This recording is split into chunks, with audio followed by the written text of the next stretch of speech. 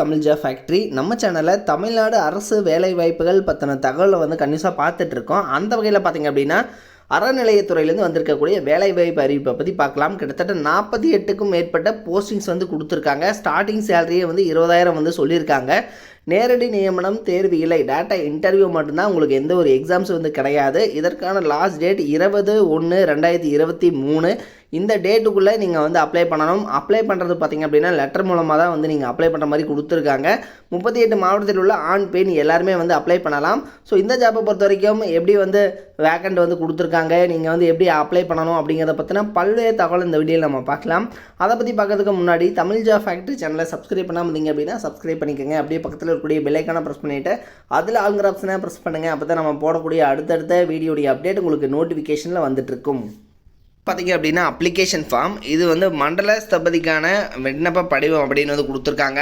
கிட்டத்தட்ட போஸ்டிங் மட்டும் தமிழ்நாட்டில் பல்வேறு மாவட்டங்களில் வந்து கொடுத்துருக்காங்க. சரிங்களா? ஸோ என்னென்ன போஸ்டிங் கொடுத்துருக்காங்க அப்படிங்கிறத பற்றியும் பார்க்கலாம். இந்த அப்ளிகேஷன் ஃபார்மை நீங்கள் எப்படி ஃபில் பண்ணணும் அப்படின்னா உங்களுடைய பாஸ்போர்ட் சைஸ் ஃபோட்டோவை ரைட் சைடில் ஒட்டிக்கணும். உங்களுடைய பேர், உங்களுடைய தந்தை பெயர், உங்களுடைய அட்ரஸ்ஸு, அடுத்தது உங்களுடைய டேட் ஆஃப் பர்த்து, உங்களுடைய ரிலீஜியன் என்ன அப்படிங்கிறதையும் வந்து எழுதிக்கணும். உங்களுடைய கல்வி தகுதி, அதே மாதிரி எழுத படிக்க தெரிந்த மொழிகள் என்னென்ன அப்படிங்கிறது எல்லாமே வந்து நீங்கள் எழுதணும். அடுத்தது நீங்கள் எம்ப்ளாய்மெண்ட் ஆஃபீஸில் ரிஜிஸ்டர் பண்ணிங்க அப்படின்னா அதனுடைய ரிஜிஸ்டர் நம்பர், அதனுடைய அட்ரஸ் எல்லாம் நீங்கள் வந்து எழுதணும். இதில் ஒரு சில கொஷின்ஸ் வந்து கேட்டிருக்காங்க. ஸோ இது எல்லாத்தையும் கரெக்டாக பார்த்து ஃபில் பண்ணிக்கோங்க. அதுக்கப்புறம் இது கூட இணைக்கப்பட்டுள்ள ஆவணங்களின் விவரம் எது வந்து நீங்கள் அட்டாச் பண்ணி ஜெராக்ஸ் காப்பீஸ் அனுப்பிச்சிருக்கீங்க அப்படிங்கிறதையும் வந்து இதில் எழுதிக்கங்க. சரிங்களா? 20/1/2023 இந்த டேட்டுக்குள்ளே நீங்கள் வந்து அனுப்புகிற மாதிரியும் வந்து பார்த்துக்கோங்க. ஸோ அதனுடைய லிங்க் நாங்கள் வந்து கீழே டிஸ்கிரிப்ஷனில் கொடுத்துருக்கேன், நீங்கள் செக் பண்ணிக்கோங்க. தென் இதுவும் அப்படியே தான். ஸோ இது வந்து பார்த்திங்க அப்படின்னா உதவி ஸ்தபதிக்கான விண்ணப்ப படிவம் அப்படின்னு வந்து கொடுத்துருக்காங்க. ஸோ இதையும் வந்து நீங்கள் ஃபில் பண்ணி தான் அனுப்பணும்.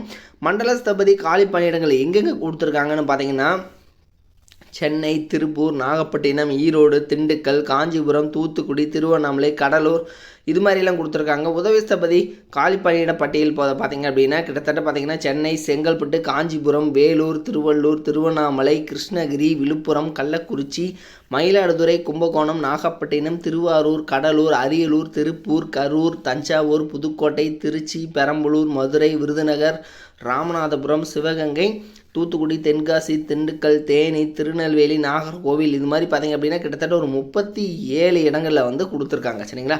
ஸோ இவ்வளவு, அதாவது பார்த்திங்கன்னா தமிழ்நாட்டில் பல்வேறு மாவட்டங்களில் வந்து கொடுத்துருக்காங்க இந்த வேக்கண்ட் எல்லாமே.